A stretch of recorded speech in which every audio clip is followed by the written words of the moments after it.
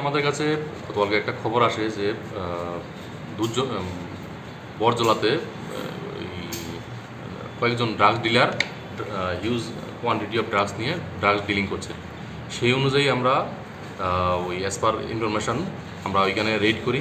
Red করার পরে আমরা এখানে 3 জনকে গ্রেপ্তার করতে সমর্থ হই এবং তাদের হেফাজত থেকে আমরা 560টা কন্টেনার, স্মল ভায়াল কন্টেনার, যেগুলির মধ্যে হেরোইন ছিল, ব্রাউন সুগার, এবং ওদের কাছ থেকে আমরা ক্যাশ অ্যামাউন্ট 2980 টাকা এবং একটি মোবাইল ফোন উদ্ধার করি এবং গ্রেপ্তার করে ওদেরকে আমরা থানাতে নিয়ে আসি এবং এদের ব্যাপারে একটা এনডিপিএস একটা মামলা নিয়েছি।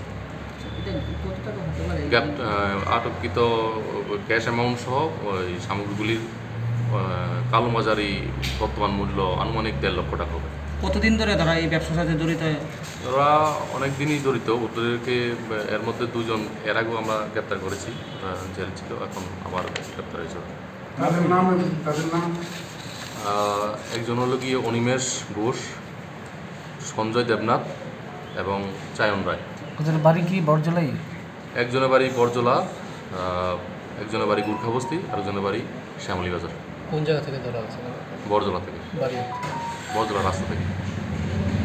আজকে আদালতে পাঠানো? আজকে আদালতে পাঠানো। হ্যাঁ, আমরা পুলিশ রিমান্ড চাবো। আবার 3 দিনের পুলিশ রিমান্ড আছে। ঠিক আছে। তারা এলে তোরা যে লাগতো না তো ঘুরে থাক না। 3 জন নিয়ে এসেছে। 3 জন মোবাইলটা আছে না? সবাই তো ইও না খারাপ করে আরে আমি তো টাইম নিব এ ভাই মাথা উঠাবে, এই কত প্রশ্ন করবে মাথা উঠাও। আর